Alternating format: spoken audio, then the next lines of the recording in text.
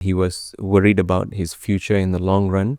There were so many what ifs when he was sleeping at night. What if, my health deteriorates further and I can't do this? And what happens if I lose the income? Will my children be able to go to college, and so on and so forth? And it turned into depression. At some point, though he was still able to do 1 day or half-day workshops, which would actually earn him a good income, because of this sense of depression that he was feeling, he withdrew from a lot of work or gigs that he was getting.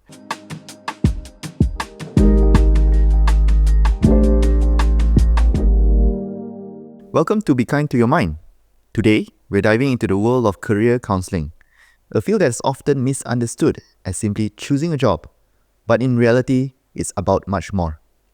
Our careers shape our identity, purpose, and mental well-being.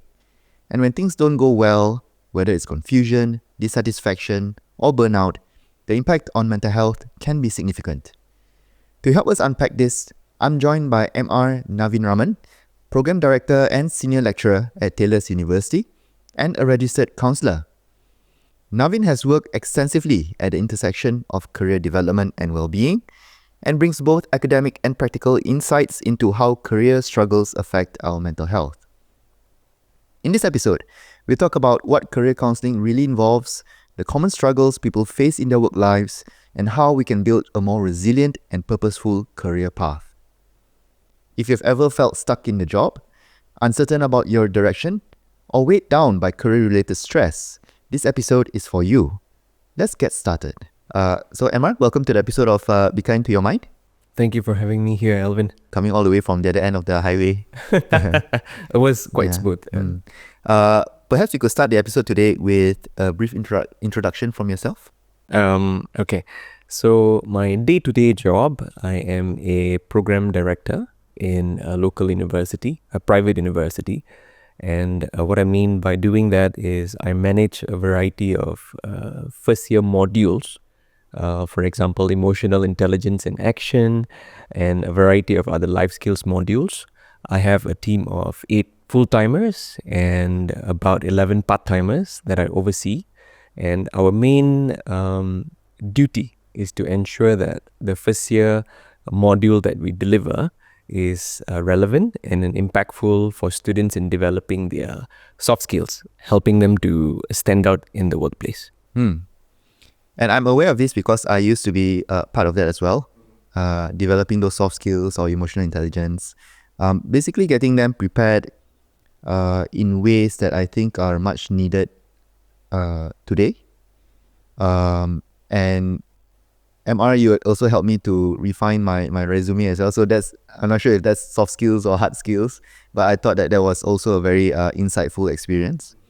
A lot of us go into the workplace just, I think, feeling our way through without so much of guidance or so much of a solid way of keeping us grounded as we make certain career decisions or making certain moves in developing our career. And I think your background is very suitable for our conversation today.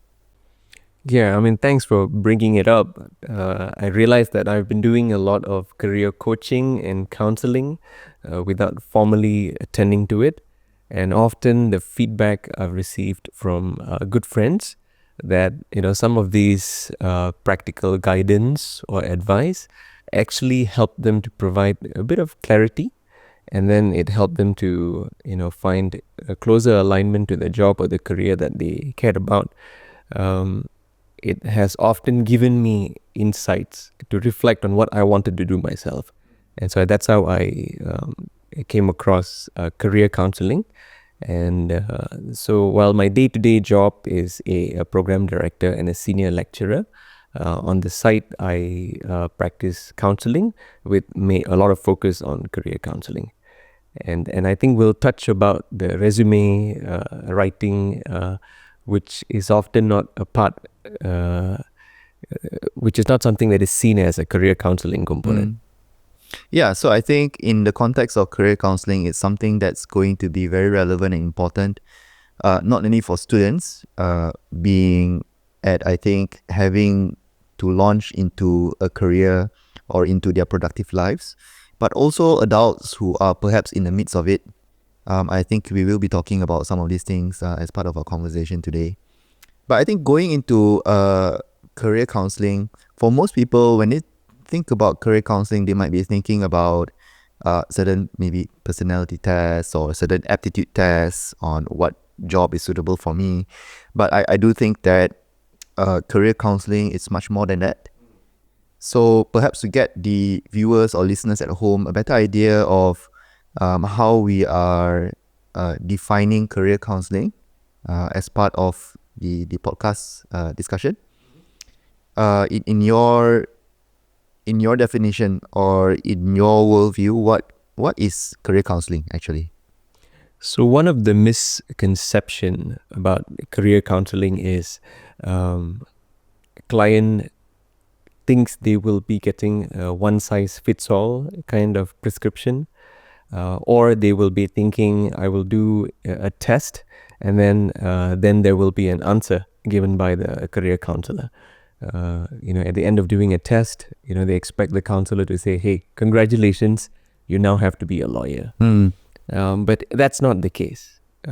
Career counseling is a very structured, it's a guidance process where the process actually involves the client to think very deeply about themselves.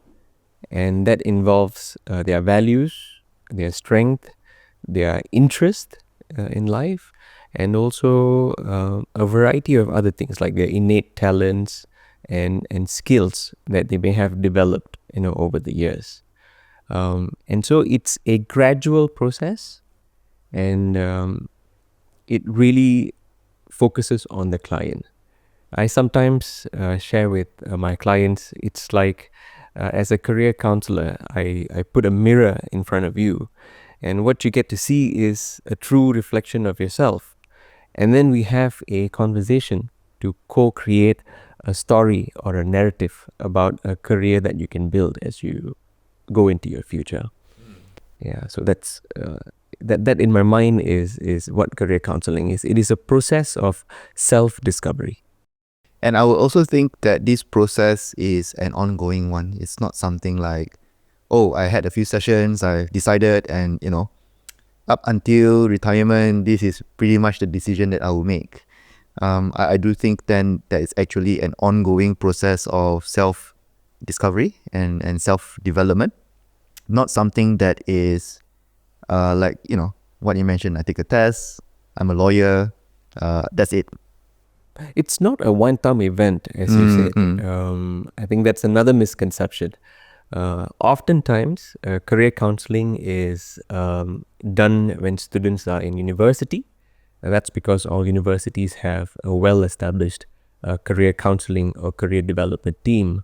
The focus of these career counseling team is to help students identify their career aspirations and then subsequently to find a program that aligns with it.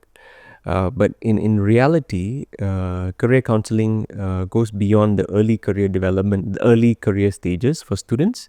As you highlighted, it also involves mid-professionals and also people who could be approaching retirement. So for middle professionals, they are seasoned professionals who may have more than a decade of experience, or could be young professionals who have rapidly grown in their job and may look really successful, may even be financially well off, but may be stressed out or may not be feeling a deep sense of satisfaction. So they too benefit from the process of understanding what really matters at that junction of their life. Sometimes it can be driven by identity. We all hear about midlife crisis. So, individuals at a certain point of their life, when they have added more responsibilities or they transition into a new phase of life, for example, they become a new father, like I just did last year, or they get laid off from their job because of economic crunch, they find themselves to be really stressed out. The reason being, often people tie their identity very closely to the work that they do. So in times like that, in career counseling, we help clients to see things more objectively, to perhaps untangle the view that what they do in their career is what they are worth, as a human being. So we help them to gain objective perspective. Well, I think that makes a lot of sense. So career counseling here then refers to, or an individual's career development refers to a much richer definition. It's not so much of a choice of a vocation, but it's something that is ongoing throughout life, from beginning, middle, and to the end. And with every stage of career, there are unique challenges that tend to happen at that point in time. And a lot of career development and what happens has a lot to do with our psychological aspect of functioning.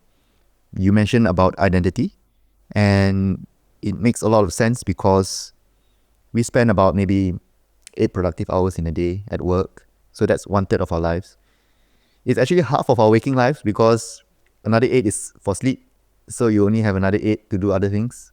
So half of our lives are actually spent working. So a lot of it then has a lot to do with our identity and certain psychological aspects of how we see our work and how we develop our careers, which I think we could get further into as part of our conversation today.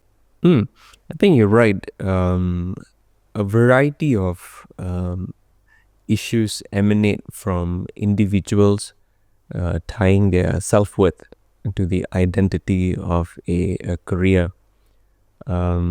I can think of one example of a good colleague, a very high-performing colleague who is really involved himself very deeply into the work of training and developing young people. And then the individual, as he or she transitioned beyond 40, was having this physical deterioration, was not experiencing the vitality that the person used to enjoy when he was in his 30s. And with this declining energy and health, the individual found that he was not able to do training as vigorously as he was able to do. And so there was a point where he had to scale down on the work that he had to do, and he can no longer do 2 or 3 days training. And interestingly, what happened was it really took a toll on his mental health. Initially, he was stressed about it, and then it turned into anxiety, where he was worried about his future in the long run. There were so many what ifs when he was sleeping at night. What if my health deteriorates further and I can't do this, and what happens if I lose the income? Will my children be able to go to college, and so on and so forth? And it turned into depression. At some point, though he was still able to do 1 day or half-day workshops, which would actually earn him a good income, because of this sense of depression that he was feeling, he withdrew from a lot of work or gigs that he was getting. And eventually, what he imagined to be the worst outcome did become a reality. Many of his partners had to let him go because clients committed to the training, and sometimes it was because he was the trainer. And so when he pulled out, they pulled out from the business as well. So in therapy, a lot of the work, a lot of the conversation I had with him focused on unpacking or processing and helping him to see that his self-worth is not tied with his ability to perform training, whether it's half a day or a full day or a week. And even to provide him assurance that it's okay to make a career pivot if he wanted to. Because one of the things that he had was a strong sense of guilt to make a career change. He's been enjoying good income for the past decade as a corporate trainer. And therefore, to make any career changes came with the fright that he will lose that stability. So through the work, through some of the frameworks that we have in career counseling, we helped him to gain some clarity. And so what he's doing now is he still has engaged himself in the small gigs, which gives him substantial income. But he's also started a virtual coaching program for other upcoming trainers, where he is disseminating his knowledge to build their knowledge. And he's doing quite well in terms of his mental health. He's regained his confidence. But one thing I have to highlight is that it took some time to arrive at that point. There were many conversations that we had before he arrived at that. Yeah, so it does sound like in terms of making career choices, it comes at an intersection of a variety of other factors as well, whether it's in terms of an individual's financial well-being, physical well-being, mental well-being, their identity, family life. All these seems to be interrelated factors that if I were to, perhaps pull one pulley, this pulley then, engages the other gears in these interrelated factors. And it seems like it cannot be viewed in isolation. That, in very simplistic terms, I take a test and this is a job that I do. It doesn't work that way in the real life, assuming that we want a rich and fulfilling career during our productive years. That's a very good metaphor.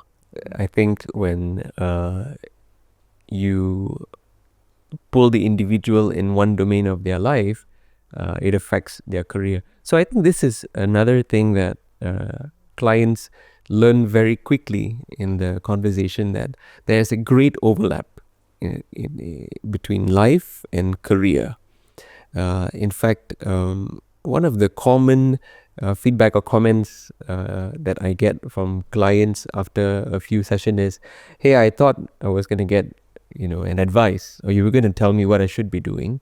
But it's interesting, I discovered more about my life, more about what mattered to me.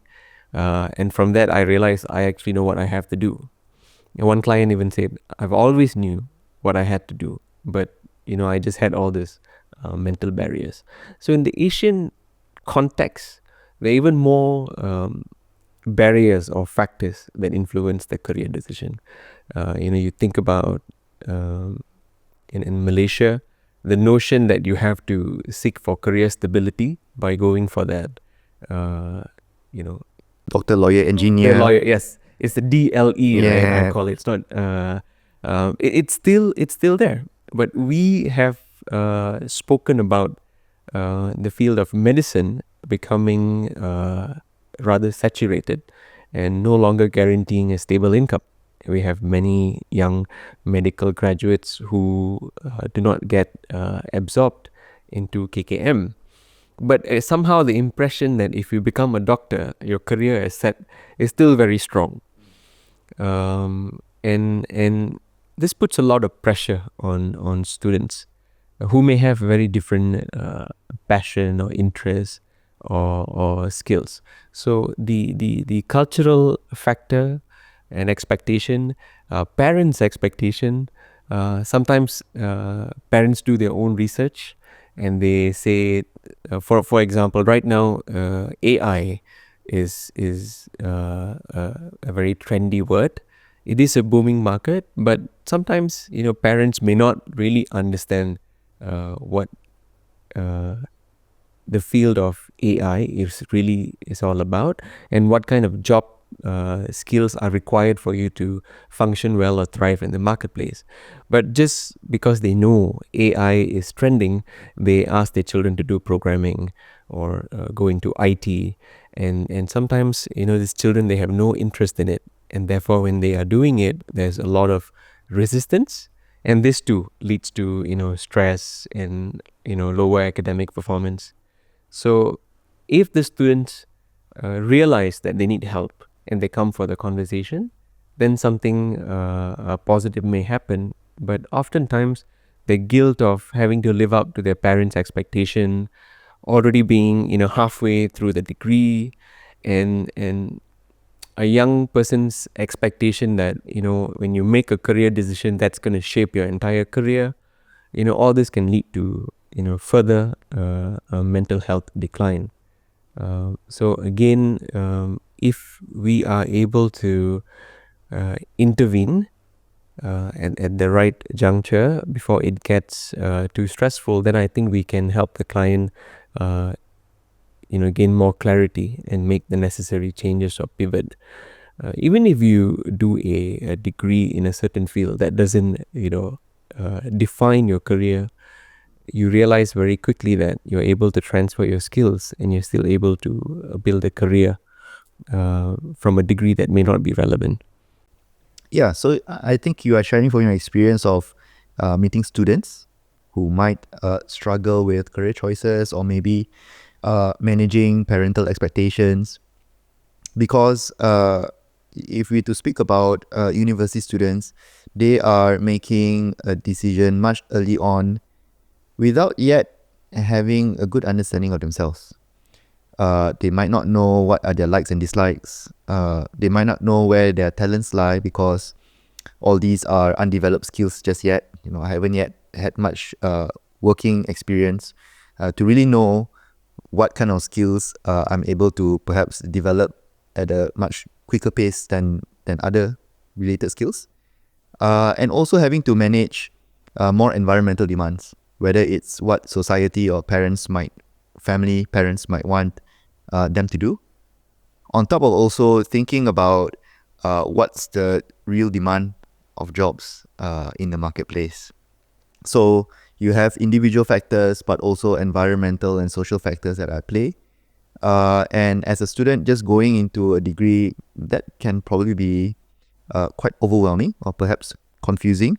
I mean, this course, but is it the right one for me? Yeah, it's true. You still observe that stress, especially with Zoomers who I interact, on a weekly basis.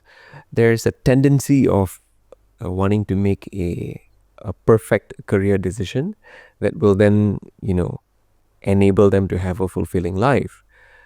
Or they have this idea where doing a degree that may not be trendy or in demand, at least in their perspective, will also affect their career development.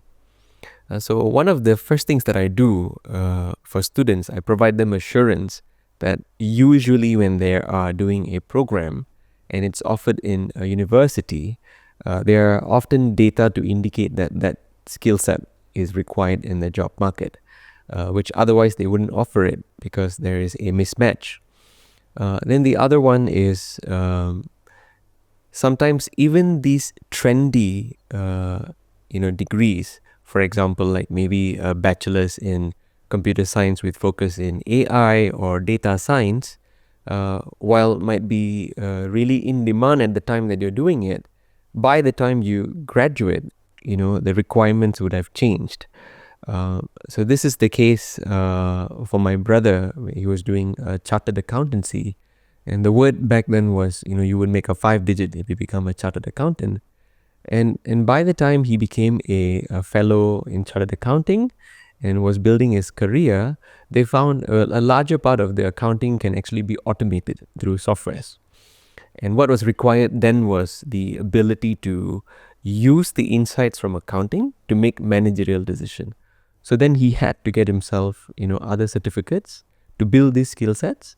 And because he was able to do that, he was able to continue growing in his career.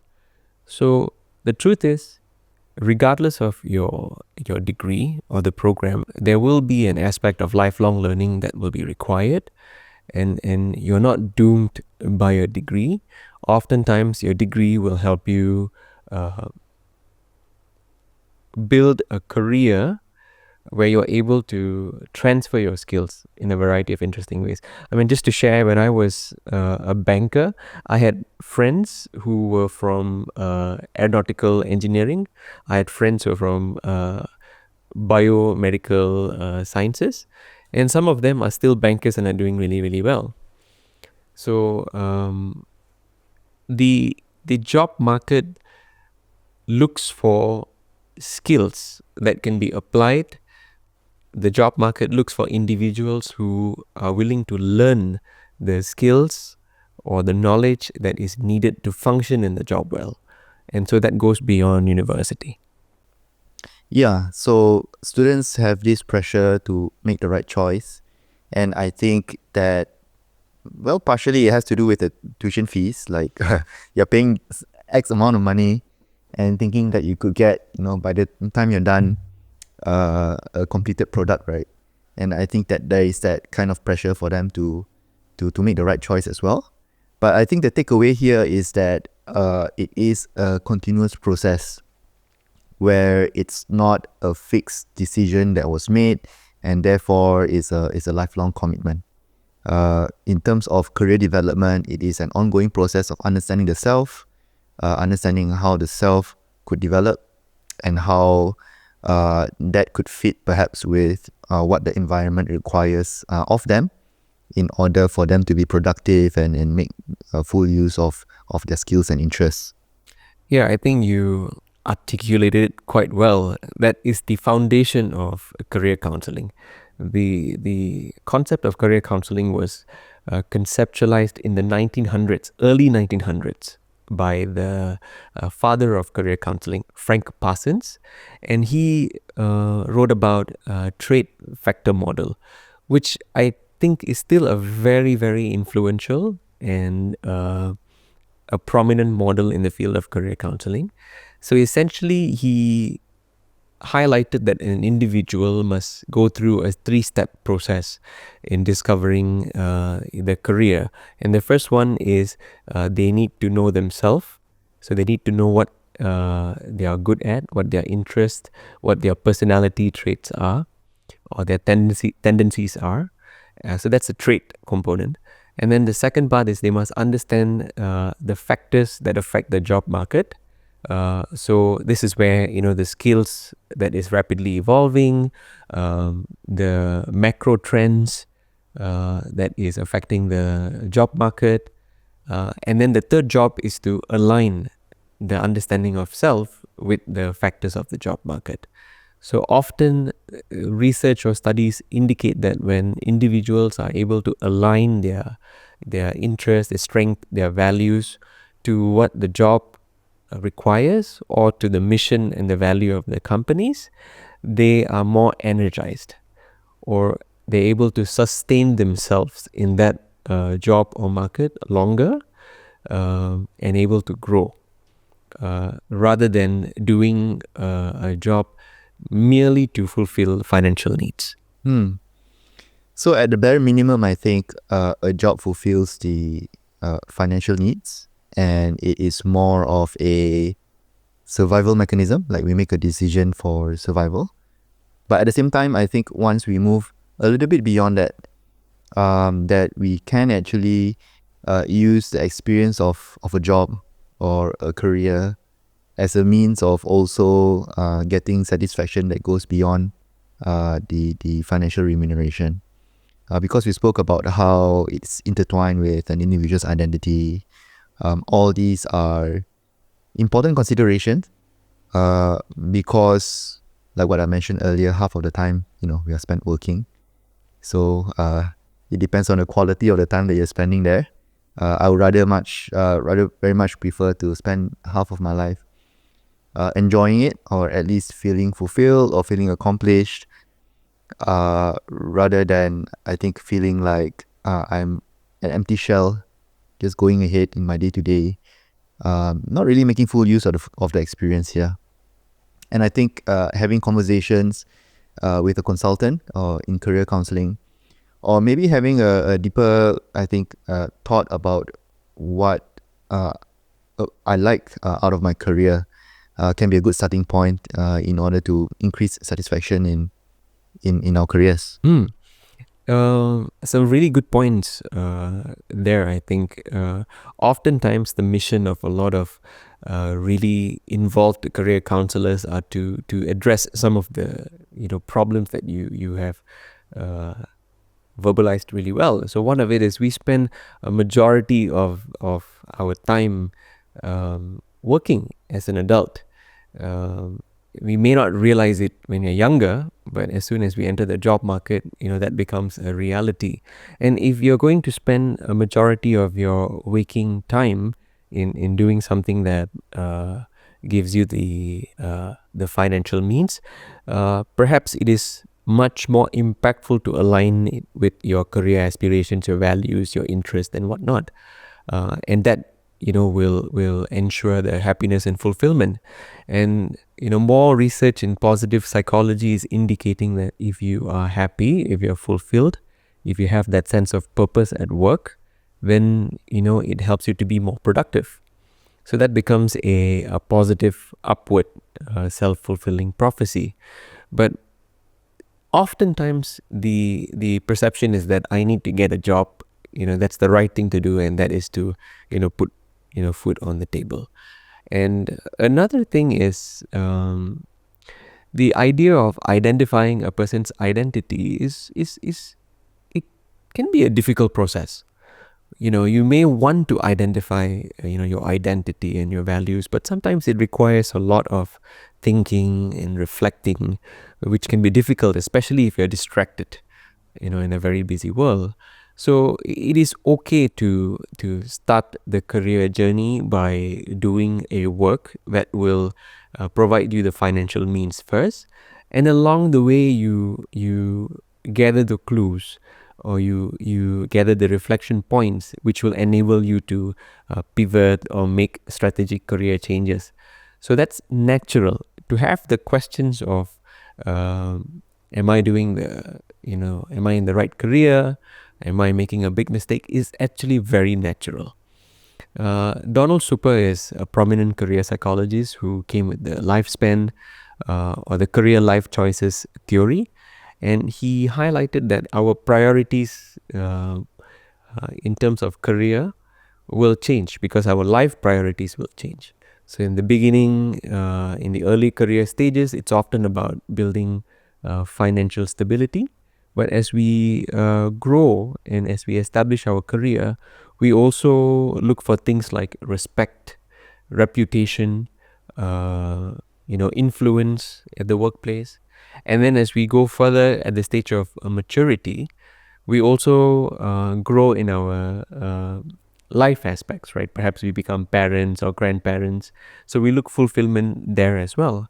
So as our life priorities change, we may find the work that we do may not be as meaningful as it was when we started, and therefore it may require another reflection and then making the necessary changes. So it's absolutely normal to make career changes. I think with Zoomers, they're normalizing the idea of making career changes. But one of the observation is sometimes they change too quickly, too soon, before they gather that wisdom that you can get if you stay on a job for at least a year or two. Yeah, and I think this theme of a career choice not being set in stone seems to be recurring in our conversation, because I think that is the truth.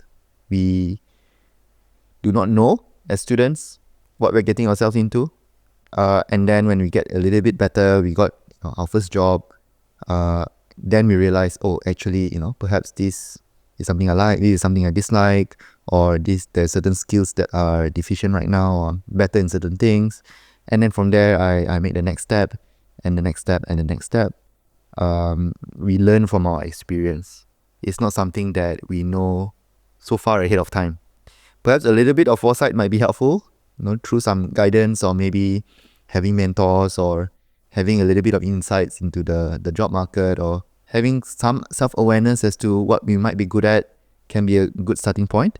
But even without that, I think we all ultimately learn from experience and make pivots or make certain decisions based on what we know, and taking the next step forward and the next step forward.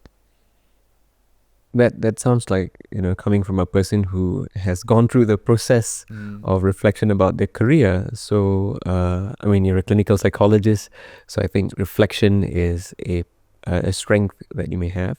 But unfortunately, for majority, they are not able to reflect or think in a very structured manner without assistance, without speaking to someone who is professionally trained in this arena. So I think this is where career counseling can be very useful. Okay. Yes, I think there is good merit to meet someone and to discuss one's career in the context of career counseling.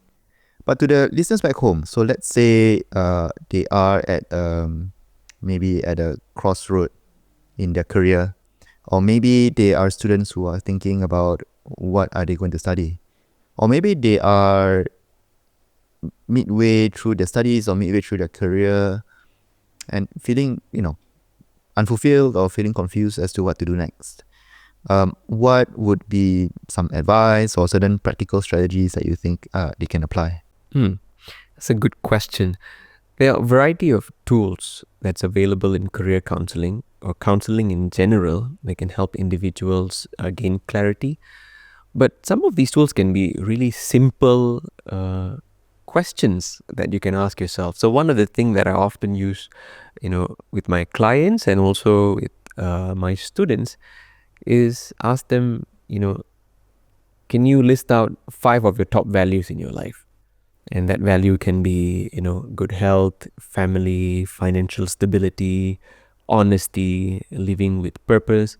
So list out the top 5. And then sometimes if I feel even more energized, I'll tell them, okay, now, narrow it down to top 3. And once they do that, I'll tell them, so if you're working, is your job aligned with that top 3 values that you have listed out for yourself? If they are students, I'll tell them, do you think that the field that you will be entering or the field that you have assumed would be the right career for you, do they align with the values that you have set? And if the answer is yes, then you are probably in the right trajectory. But if there's a gap between these 2 domains, then perhaps you need to reevaluate your career choices or gather more information. Now, this is a simple tool, but in a career counseling environment, we can use more robust, more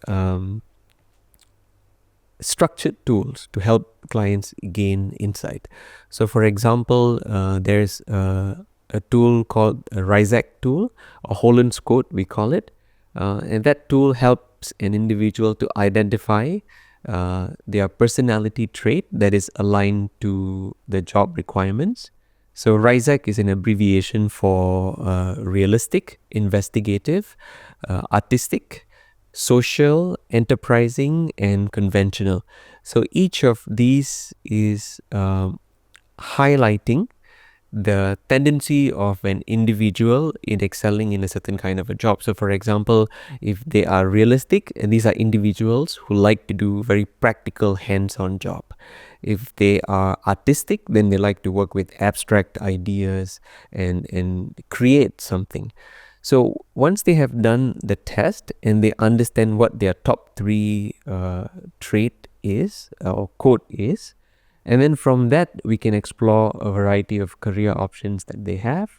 And then whether there is alignment or non-alignment, we can, have more conversation to unpack. And then eventually, arrive at a career that may fall under that sweet spot or which may lead to, higher fulfillment. But that's just one example. We could use personality assessments like Big 5 to help individuals really understand their traits, in detail.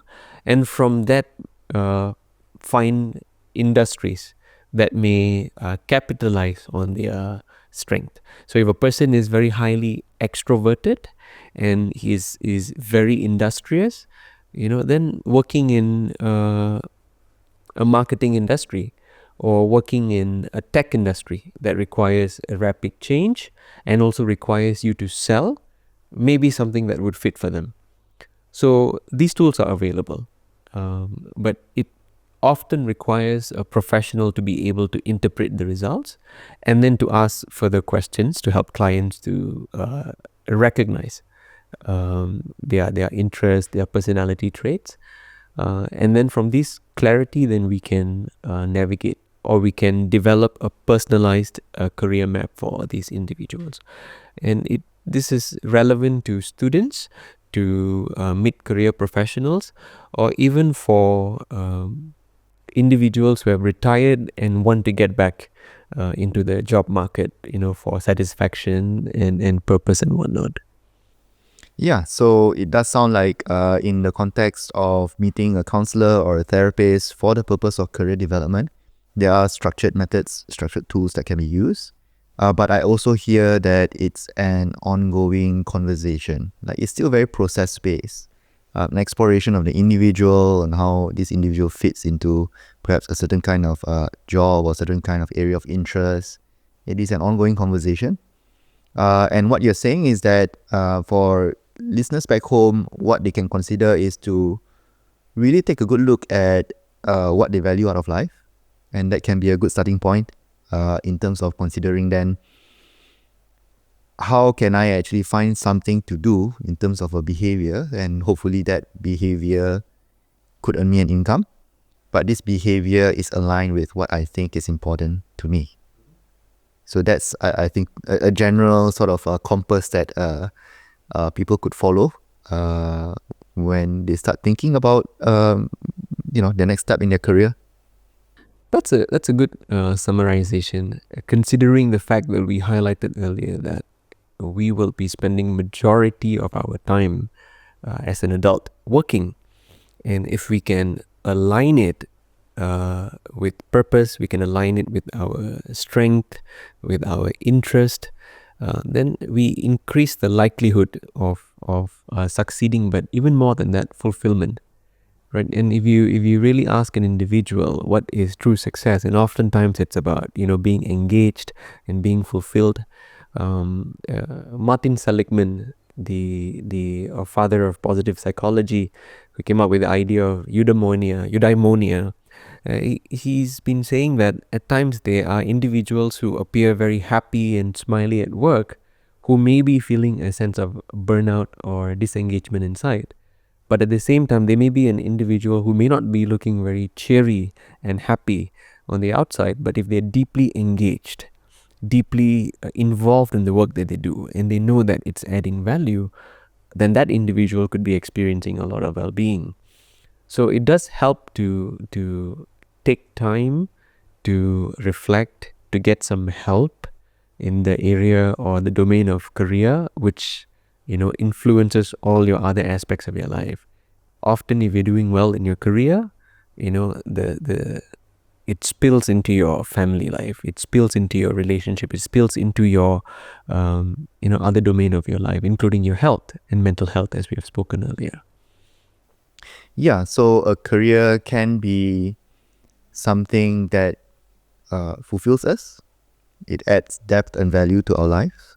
But it's definitely, I think, not an easy outcome to accomplish, because from our conversation, I think it does sound like there's a lot of reflection and strategizing and thinking about and deciding that needs to happen in the context of having a fruitful journey in our career. Now, Emma, I think for us to close our discussion for today, and thinking about the listeners back home, some of them might be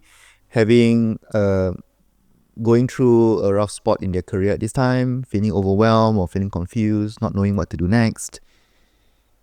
If we could think about a word of advice or a word of encouragement for them as we close our session today, what would it be? For listeners at home, if you are feeling stressed out, if you're burning out, or if you feel stuck, or you're not growing in your career or your job, it's important to know that you're not falling, you're just a human being. And it's natural to feel that way. Even successful people question themselves about where they are in their career. So in times when you're experiencing challenges in your career, it's important to know that you're not alone, or you don't have to struggle alone, and you can seek for help. And there are structured help that is available, and we need to overcome the stigma or that notion that if I reach out for help in career counseling, it means I am weak, it means I'm incompetent. But to really think about gathering career counseling or obtaining career counseling as a tactical move in recharging or finding yourself again and then growing in your career. And the field is emerging in Malaysia, but I think over time you will be able to find emerging career counselors like me with the growth of the mental health arena in Malaysia. So there's a lot that can be done here. And I would, from an academia perspective, I am happy to say that a lot of opportunities are available for individuals to develop their skills regardless of where they are in the marketplace, regardless where they are in terms of their life stages. At any point, if you have gained some clarity on what you want to do in terms of your career, you will be able to get the necessary skills or the training that is required. So sometimes all that's missing is to reach out and get that support or get that clarity, and from there, I believe you can gain momentum, and you will be able to slowly chart a career, a job that is fulfilling, and in general influence your life positively. So what I hear is that developing acceptance that all these career-related difficulties, it is a usual aspect of career development. People go through these things, and so normalizing these experiences are likely going to be helpful in order to cope and to see that, hey, actually resources are available for me to take my next step from here. Yeah, that's absolutely right. Spot on. Okay, Amar, so I think that's it for our time today in this episode. Thank you for coming over to Be Kind to Your Mind. Thank you for having me here, Alvin. It was great having a conversation with you. All right. That's it for today's episode of Be Kind to Your Mind. I hope this conversation gave you something to reflect on, whether it's your own career path, your mental well-being, or how the two are connected. If you found this episode helpful, do share it with a friend or colleague. And don't forget to follow us on Spotify or YouTube so you won't miss the next one. I'll be back with a brand new episode next month. Until then, take care and be kind to your mind.